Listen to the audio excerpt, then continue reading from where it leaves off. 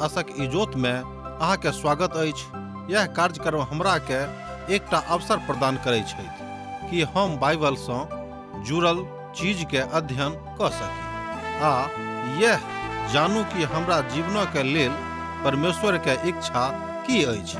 ई उद्देश्य के संग हम यह कार्यक्रम अहाँ के लेल प्रस्तुत कर रहल छी। कृपया क देखू आ सुनू ताकि परमेश्वर अहाँ के जीवन के मार्गदर्शक ठहरे।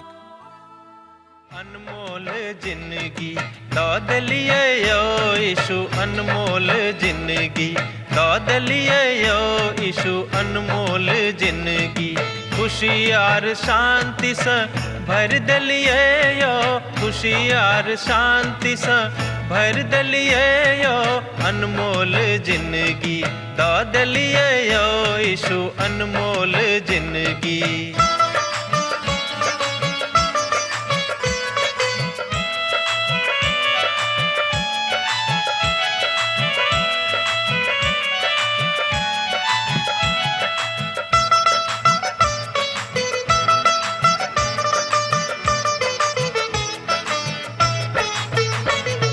पाप आर दुख से व्याकुल छलो जखन, पाप आर दुख से व्याकुल छलो जखन, मृत्यु के आस में जीव छलो जखन, मृत्यु के आस में जीव छलो जखन, हमरा बदला में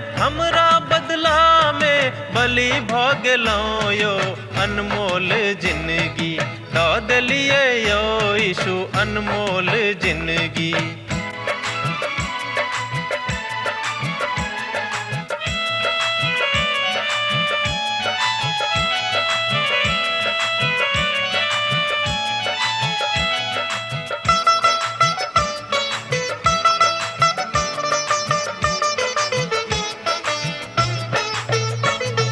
हे सब मनुख आहाँ यीशु लग आवा, हे सब मनुख आहाँ यीशु लग आवा, पाप आर अधर्म से मनवा घुमावा, पाप आर अधर्म से मनवा घुमावा, उनका लहू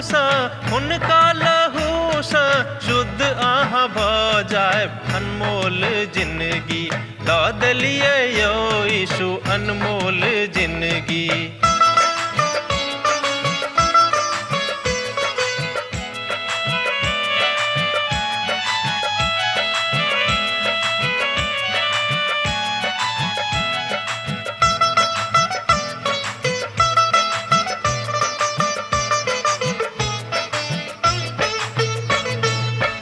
अहाँके उपकार यीशु कखनो ने बिसरब, अहाँके उपकार यीशु कखनो ने बिसरब, दुख आ संकट से चाहे हम गुजरब, दुख आ संकट से चाहे हम गुजरब, सब दिन हाक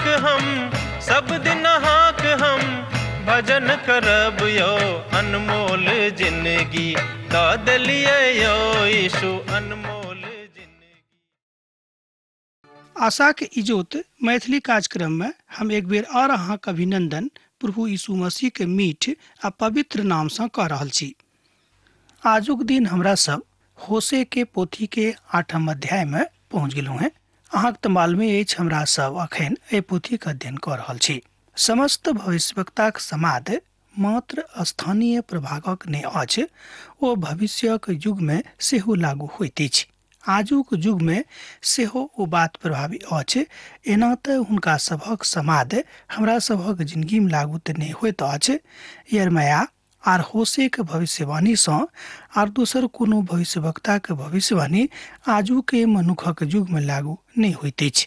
एहि तरहक सांकेतिक अछि आ ई सबटा भविष्यवाणी राष्ट्रक नष्ट होयबाक काल में भेल छल। एक राष्ट्रक रूप में हुनक समाद आजुक युग में एकटा सांकेतिकाक जकाँ काज करैत अछि। मुदा जे हुए के इजरायलक ऊपर परमेश्वरक न्याय आबऽ वाला छलिक। एहि तरह हमरा लोग देखै छी परमेश्वरक न्याय समस्त मनुष्य जाति के ऊपर अयतिक। जेना इस्राएल परमेश्वर सँ फिर गेल छलाह, तहन ओ अपन धनक दिस आर अपन राजक दिस देखलाह। एहि तरह हमरा लोकनि अब एहिठाम एहि तथ्य पर आबै छी इजरायली के पाप के प्रतिफलक लग अपन मुख से नरसिंगा लगाऊ और उकाबक जकाँ प्रभु के बाड़ी पर छटपटता, कियाक तऽ हमर बाड़ी के लोक सब हमर वाचा के तोड़ने अछि और हमर व्यवस्था के उल्लंघन कयने छथि।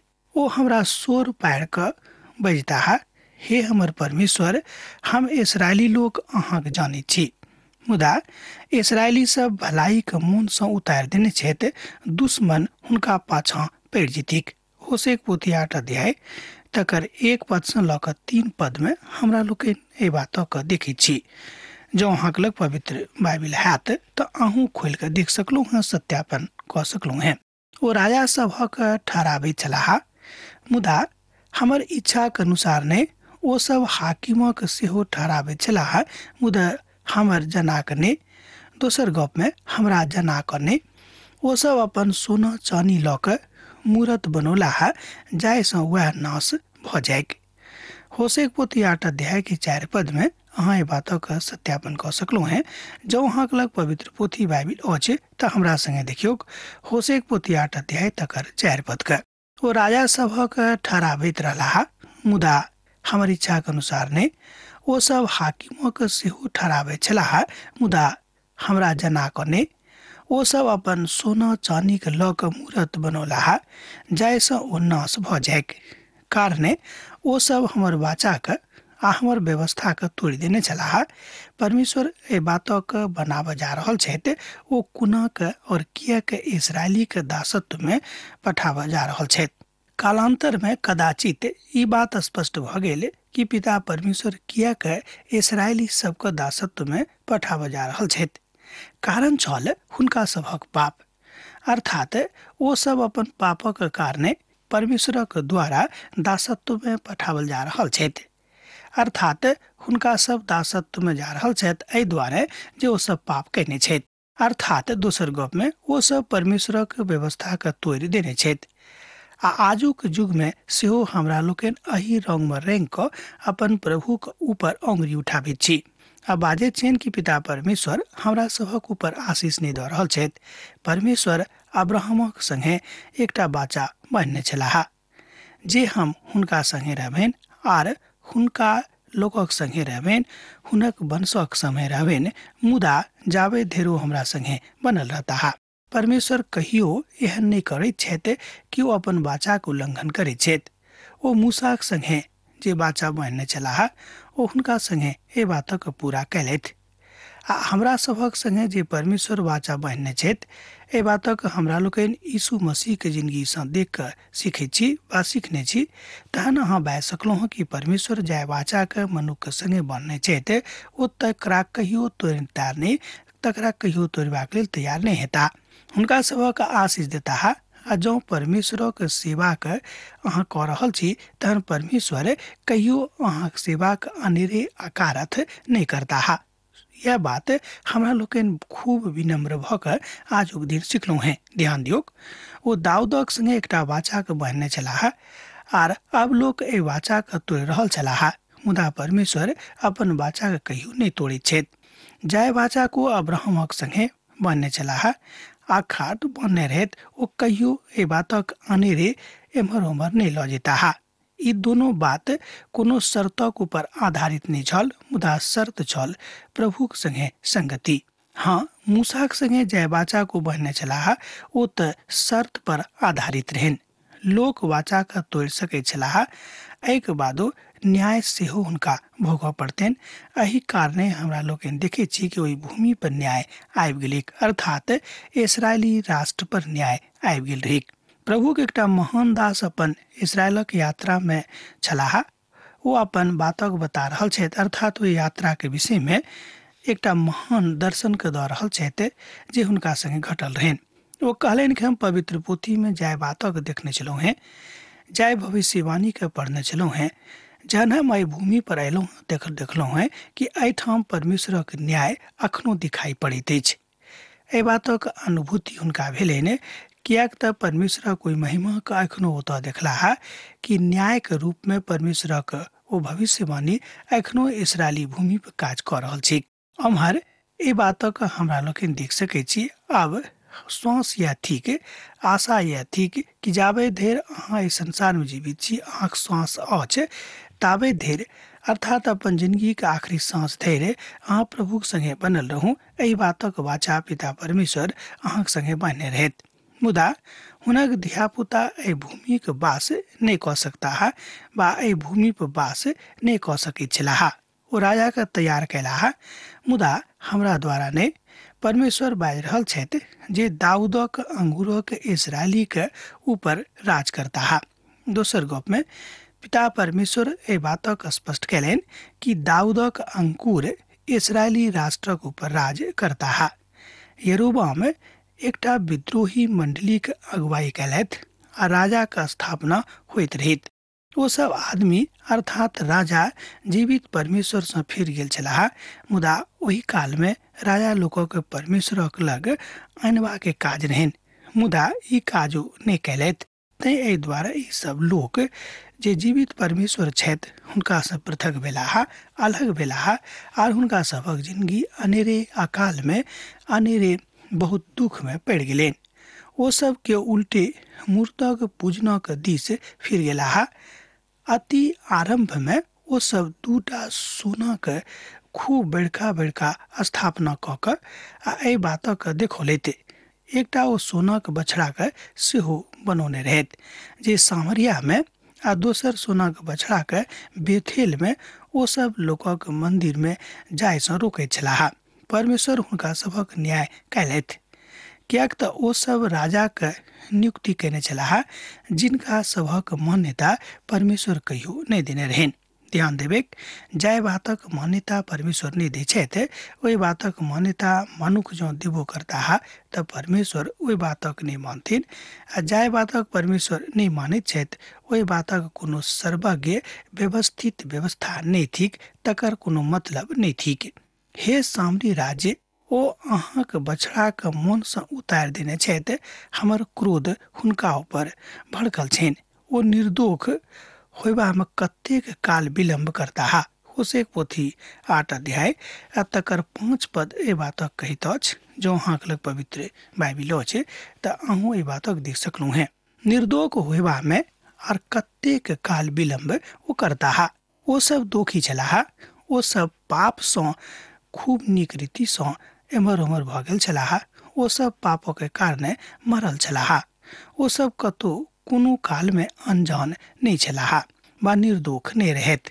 बछड़ा हे सामरिया अर्थात सामरिया इस्राएलक राजधानी ओहि काल में छलिक। ओ अमोरी के अधीनता में बनि गेल छलिक जे महाकाल ओहि काल में आबि गेल रहेक। एहि तरह हमरा लोग देखे छी कि हुनका सबक काल बड निष्ठुर भऽ गेल रहन। अहाब जरबाबेल विवाह कैलत आ हुनक पिता सिदोम में एक पुजारी छलाह। ओ फिनोनिस्मस प्रजाति के पुरोहित छलाह जे बाल देवता के उपासक होइत रहत। ओ जरबाबेल जे ओतऽ सड़क पर भविष्यवाणी कऽ रहल छलाह इसराइल में बजाने रहत। जे सब बाल देवता के भविष्यवक्ता छलाह आ बहुत इसराइली बाल देवता के उपासक हुनका कारणे भऽ गेल रहन। एहि तरह हमरा लोग देखे छी कि जाय बातक परमेश्वर पसंद नहीं करैत छथि वह काज इजरायली सब करनाइ आरंभ कऽ देने रहत। हमरा सबक तामस हुनका सबक विरुद्ध में मजबूत भऽ गेल छलनि आ ओ परमेश्वर हुनका सबक न्याय करबाक मन बनौने रहत।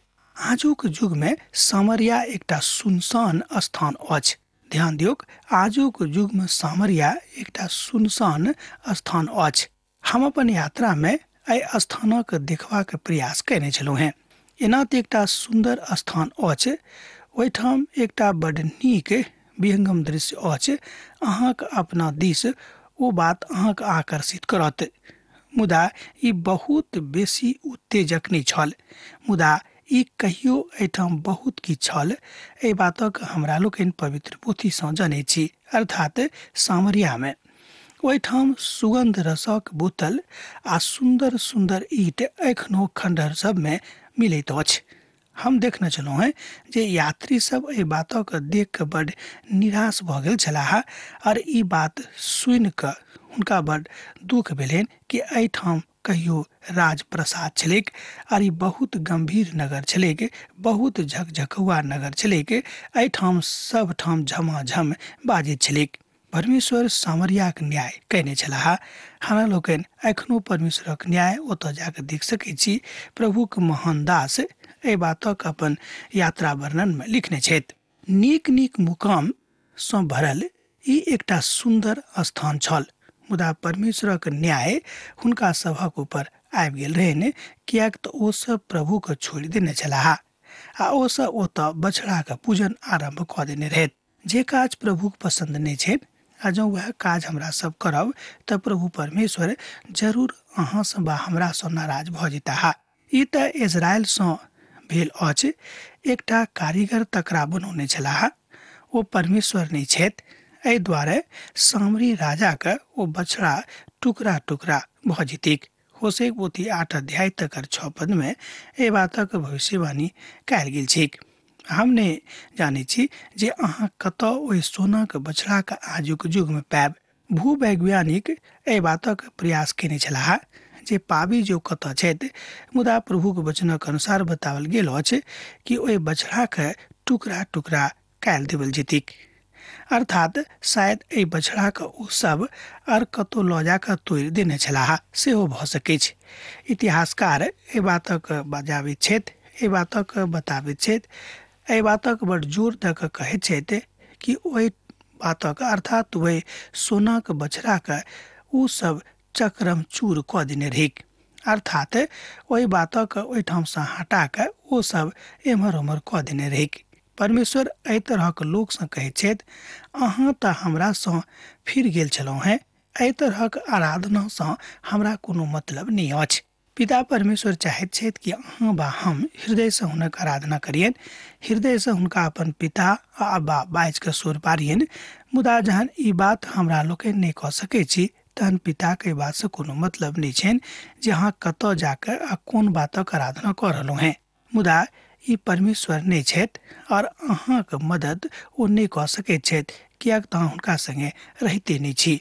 ओ वायु बौग करैत छथि आर ओ बवंडरक करताह, हुनका हेतु किछ खेत नहीं रहतिक आ ने ओकरा उपजा सँ किछ आटा होइतिक, आ जँ होइबो करतिक तऽ तकरा परदेशी खा जेतिक।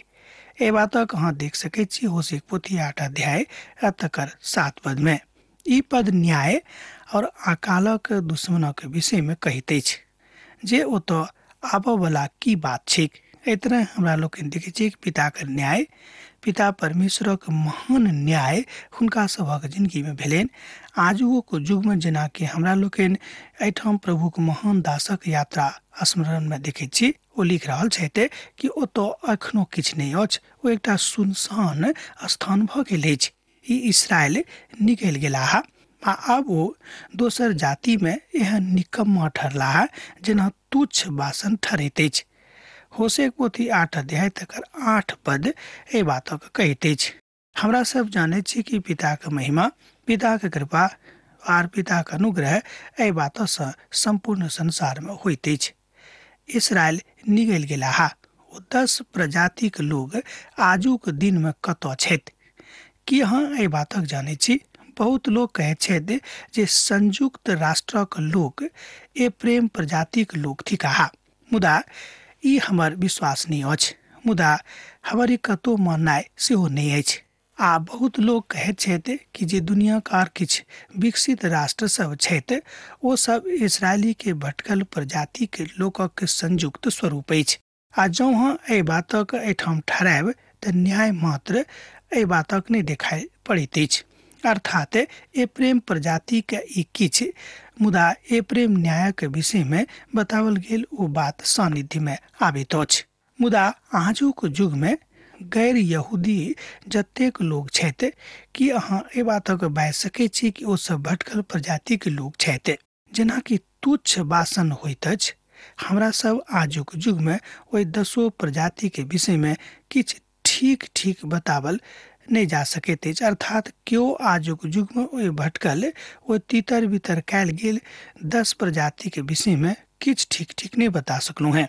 मुदा ई बात सत अछि कि ओ 10 प्रजाति एहि भू पर छै, एहि धरती पर छै आ ओ सब तितर बितर भ गेल छथि। हमर ई विश्वास अछि जे जहन इस्राएली सब दासत्व सँ अयलाह तहन ओ सब यहूदा गोत्रक संघक लेंगे, अर्थात हुनका सभक एकत्रित कयलथि आ जाहिसँ हमर उद्धारकर्ताक जन्म भेलनि आ तकरा बाद ई जाति तितर बितर भ गेलिक। इतिहासक मुताबिक ई बात सत घटना लागैत अछि।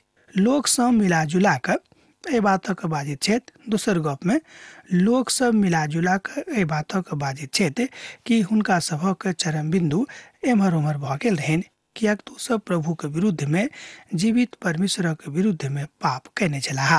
हुनका एहि बात में कोनो अवसर भेटयवला नहि रहनि। ओ सब संपूर्ण संसार में एहि बातक हटिया लगा देने छलाह।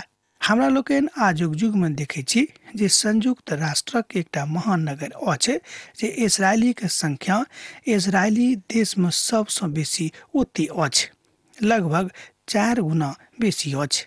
कियाक तो ओ असरिया में एना चलि गेलाह जेना जंगली गदहाक झुंड सँ बिछुड़ कऽ लोग रहैत छथि। ए प्रेम तऽ एहि सभक दूरी पर रखने रहैत। ए बातक होशेक पोथी तकर 8 अध्याय आ तकर 9 पद में अहाँ देख सकैत छी। जँ अहाँक लग पवित्र बाइबिल अछि तऽ अहूँ पढ़ि कऽ सत्यापन करियौक। एहिठाम एकटा विशेष काज अछि जे इस्राएलक ऊपर न्याय ठहरावल गेलनि। अहाँ यह बात अछि जे मनुख के अचंभा में आनि दैत अछि, अर्थात आना में सामर्थ्य बना दैत अछि। ओ तऽ बड़ पैघ गदहाक जकाँ लागैत छथि, अर्थात जंगली गदहाक जकाँ लागैत छथि। एहि तरह हमरा लोकनि देखै छी कि प्रभु के न्याय, जीवित परमेश्वरक न्याय इस्राएली सभक ऊपर भेलनि, तकरा मनुख एखनो देखैत छथि। इस्राएली के मददक लेल असरिया गेलाह आ ओ असरिया सँ मदद मंगबाक बाद प्रयास कयलथि, अर्थात ओ असरियो सँ मदद मंगबाक लेल प्रयास केने छलाह।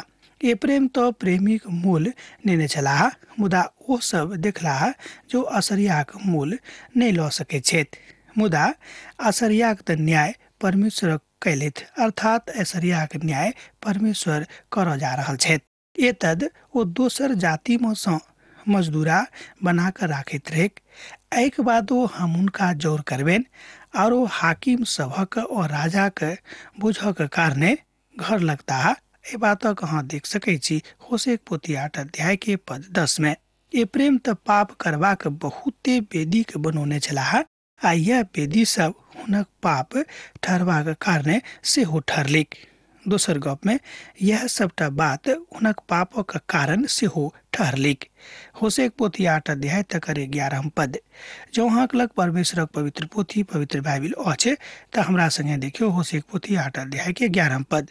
ए प्रेम तो पाप करबाके बहुते वेदी के बनौने छलाह आ यह वो वेदी सब हुनक पाप ठहरबाक कारण सेहो ठहरलिक। एहि तरह हमरा लोकनि देखै छी कि परमेश्वर चाहैत छलाह कि ओ सब न्याय ठहरैत, ओ सब नीक ठहरैत, मुदा ओ सब पापक वेदी बना बना कऽ आराधना करैत छलाह, जाहि बातक परमेश्वर कहियो पसंद नहि करैत छथिन।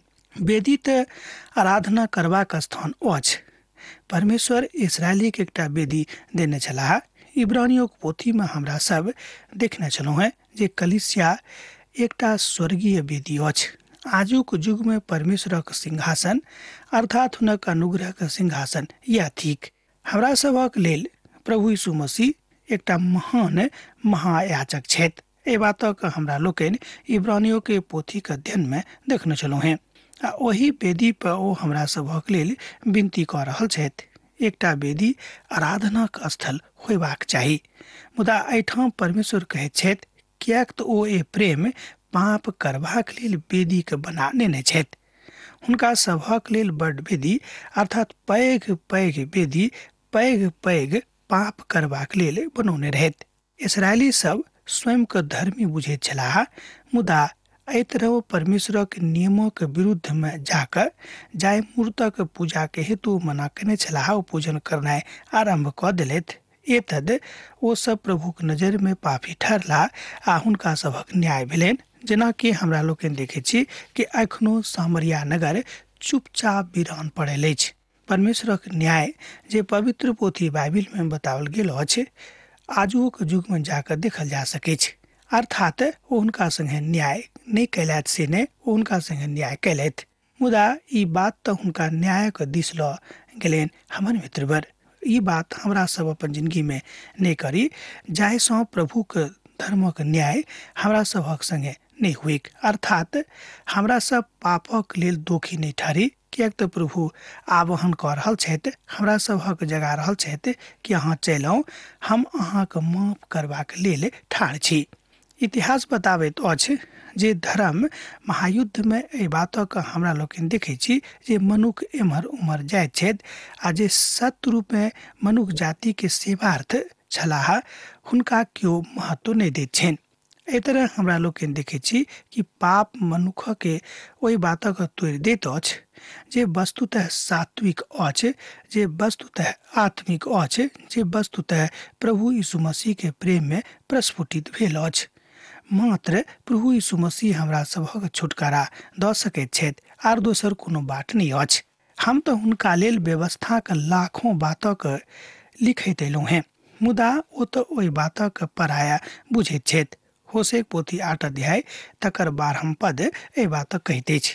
जँ अहाँक लग पवित्र बाइबिल अछि तऽ हमरा संगे निकालि लिअ होशे पोथी 8 अध्याय आ तकर 12 पद के। हम तो हुनका लेल व्यवस्था के लाखों बातक लिखैत एलहुँ हैं, मुदा ओ तऽ ओहि बातक पराया बुझैत छथि, मुदा ओ तऽ ओहि बातक अनजान वस्तु के रूप में गिनती कैलाह। ई तऽ वह लोक छथि जे परमेश्वरक व्यवस्था के विषय में किछ नहीं जानैत छथि। एहि तरह हमरा लोकनि देखैत छी कि पापक लेल न्याय होइत अछि, नीक काजक लेल न्याय नहीं होइत अछि। कियाक तऽ प्रभु जानैत छथि कि अहाँ बा हम वस्तुतः की कऽ रहलहुँ हैं, हमरा सबक हृदय वस्तुतः की बाजि रहल अछि। हम तऽ एहि बातक बराबरे कहै छी, कियाक तऽ बहुत बेर एहन किछु लोक छथि जे कहैत तऽ किछु छथि आर करैत किछु आर छथि। परमेश्वर एहिठाम बाजि रहल छथिन कि हम तऽ हुनका सभक अपन लिखित वचनक देलहुँ हैं, मुदा हुनका लेल तऽ ई अनजान भऽ गेल, अर्थात अनजान वस्तु बनि गेल आ तकरा ऊपर हमर धियापुता स्वयं ध्यान नहीं देलाह। अर्थात जानि बुझि कऽ ओ सब एहि बातक नकार देली। जहन ओ सब जानि बुझि कऽ एहि बातक नकार देलथि तहन हमर तामस वा क्रोध अपने लोकक ऊपर उमड़लैक। हमर मित्रवर, ई वह बात अछि जहन आजुक युग में मनुख सबटा बातक देखलाक बादो नहीं बुझैत छथि कि हमरा की करबाक अछि। हमर राष्ट्रक लेल कि हमरा सब प्रार्थना करै छी। बेर बेर हमरा लोकनि कहै छी जे हमर राष्ट्र कि वस्तुतः वास्तविक हृदय सँ हमरा सब अपन अपन राष्ट्रक लेल प्रार्थना करै छी। राष्ट्रक रूप में आगाँ जाय बातक एहिठाम परिभाषित कयल गेल अछि। होशे अपन भविष्यवाणी में बाजि रहल छथि कि इजरायली राष्ट्रक के दुर्दशा भऽ जेतैक, कियाक तो हमरा विरुद्ध में पाप कयने छथि। जेना कि हमरा लोकनि प्रभुक महान महान दासक मुख से हुनक यात्रा संस्मरण के देखलहुँ हैं, पढ़लहुँ हैं, सुनलहुँ हैं। ओहि में ओ बता रहल छथि कि अखनो ओ नगर जे कहियो एकदम झकझकौआ गमगपौआ आर खूब गम गम आ झमझम करऽ वाला नगर छलैक। सब ठाम से पवित्रता के उच्चारण आबैत छलैक, सब ठाम से शांति के स्वर्ण उच्चार आबैत छलैक। ओतऽ ओ नगर अखन सुनसान पड़ल अछि। एहि धरती पर अखनो अहाँ जाके देख सकैत छी। एहि तरह हमरा लोकनि प्रभु के न्याय के देख रहलहुँ हैं। अब आजुक अध्ययन हमरा एहिठाम समाप्त करबाक आज्ञा दिअ, कियाक तऽ अहाँ से विदा होय के हमर बेरा भऽ गेल अछि। हमरा विदा दिअ। यीशु के नेह अहाँक जिंदगी में बनल रहेक। आमीन। हमर विश्वास अछि कि ई कार्यक्रम अहाँ के लेल लाभदायक सिद्ध अछि। हम चाहै छी कि अहाँ अपन आशीषक के हमरा संग साझा करू। जँ अहाँ के नजीक बाइबल सँ आ जीवन सँ संबंधित कोनो प्रकार के प्रश्न भऽ सकै अछि तऽ अपन समस्या के लेल प्रार्थना करबा के लेल जँ चाहै छी तऽ हमरा फोन नंबर पर जरूर संपर्क कऽ सकै छी। परमेश्वर अहाँ सब के लेल एकटा सुंदर, सुखद, आनंदित दिन प्रदान करैक।